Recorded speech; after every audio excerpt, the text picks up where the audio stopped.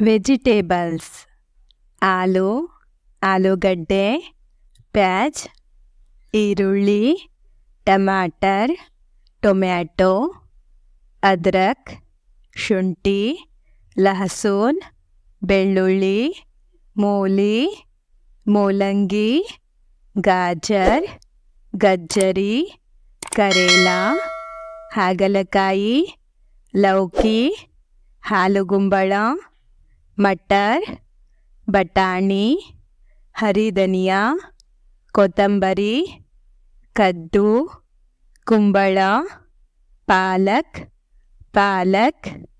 ಇಮಲಿ, ಹುಣಸೆಹಣ್ಣು, ಶಲಜಂ, ಟರ್ನಿಪ್, ಪುದೀನ,